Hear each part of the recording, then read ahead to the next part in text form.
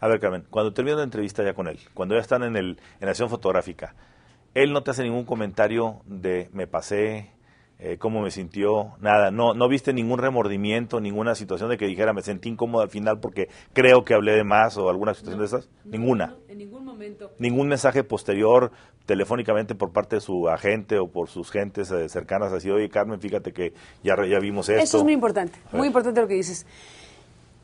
Yo por una cortesía, si quieres, ahora resulta que es una precaución, pero no estaba pensada así, pero era pensada como una deferencia a Miguel de la Madrid, llamé por teléfono a su oficina el día anterior a que divulgué la entrevista por radio.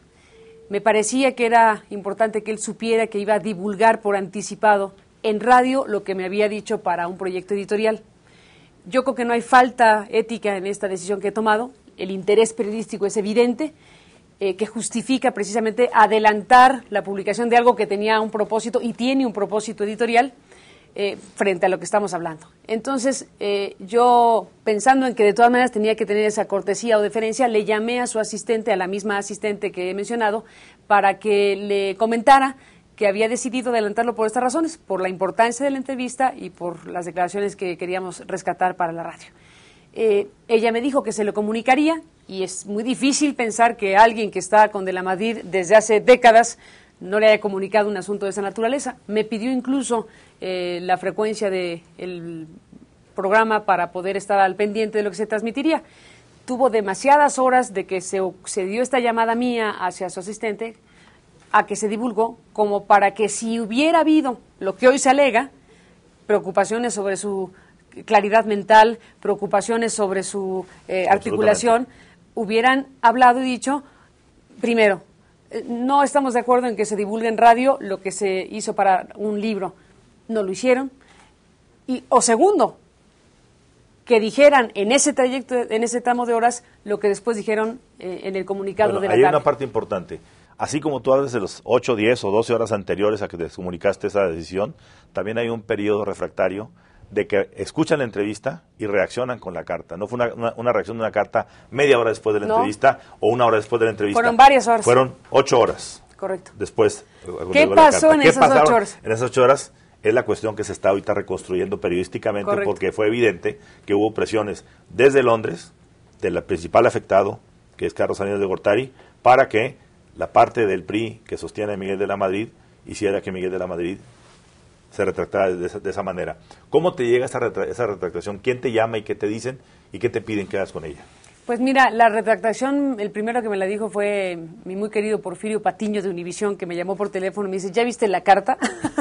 Y bueno, pues la verdad, pues es que me llegó primero por él y después por mi propia redacción, pero debo reconocer que el que llevó la primicia fue Univisión hacia mi teléfono particular. Y bueno, pues supe de ella y me sorprendí porque... ¿Cuál fue tu sentimiento cuando la leíste y dijiste? Me pareció patética.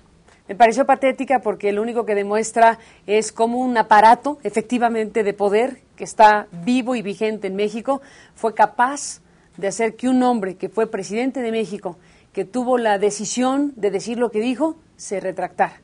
¿Qué le dijeron? ¿Qué ocurrió con Miguel de la Madrid para que ocurriera esto? Pues esa es la gran interrogante, pero me pareció triste, lamentable y patético. Y cuando llega la carta de Carlos Salinas de Gortari, en la que directamente dirigida a ti, te hace una serie de considerandos respecto a la salud, recriminaciones directas de aprovechamiento, te quiere colocar en una situación de falta de ética por haberte aprovechado de tu entrevistado. ¿Cuál es tu reacción y cuáles son tus respuestas a esos pronunciamientos del expresidente? Mira, mi primer comentario es que el expresidente es muy selectivo en su revisión de la prensa, porque como dije hace rato, se detiene en un fragmento publicado en el periódico Crónica, la Crónica de hoy, que fue publicado en ese tramo de días de que se hizo la entrevista a que se divulgó, y en medio, pues por alguna razón se empezó a difundir que estaba muy mal Miguel de la Madrid. Y mucho se cuida Carlos Salinas de no agregar el desmentido de Miguel de la Madrid, también publicado en la prensa mexicana. Entonces, la acuciosidad de Carlos Salinas de Gortari es muy relativa o muy selectiva a su conveniencia, en ese punto que es fundamental. Y por otro lado, me parece que es una salida barata, fácil, espero que ineficiente, de distraer la atención, tratando de descalificar a la entrevistadora, al entrevistado y sobre todo al contenido de lo que ahí se plantea. Entonces, me parece que es una muy interesante muestra de cómo le afectó al expresidente Carlos Salinas de Gortari lo dicho por Miguel de la Madrid, porque también nos tiene Carlos Salinas de Gortari acostumbrados a silencios selectivos o a pronunciamientos específicos, porque no hace ninguna mención al libro de Carlos Ahumada, por ejemplo, que también ha causado revuelo y que lo involucra directamente. Y la reacción de Carlos Salinas se da en el mismo día. Se transmite la entrevista en radio el 13 de mayo a partir de las 8 de la mañana. Viene el comunicado de Miguel de la Madrid ese mismo 13 de mayo a 1 hora, y 1 hora después exactamente viene la carta de 2 cuartillas recriminatorias a mi persona de Carlos Salinas de Gortari. ¿No te parece sorprendente? Absolutamente.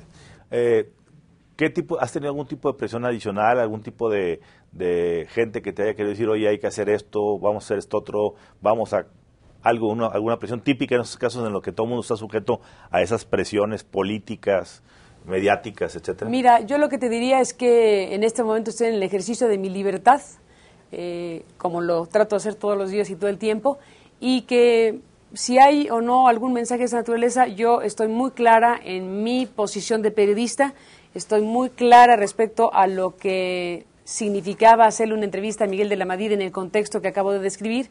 Estoy perfectamente convencida de la pertinencia periodística de haber adelantado para la radio esos fragmentos de la entrevista, y estoy absolutamente convencida de que mi tarea es ser sensible a lo que están otros colegas míos publicando, y yo a mi vez retomando para mi propia tarea periodística, y que si hay o puede haber algún tipo de presión o intentos de algún tipo para que mi posición sobre este tema varíe, pues pasarán de lado, porque me parece que en este caso la definición de los periodistas tiene que ser muy nítida y muy clara frente a su obligación.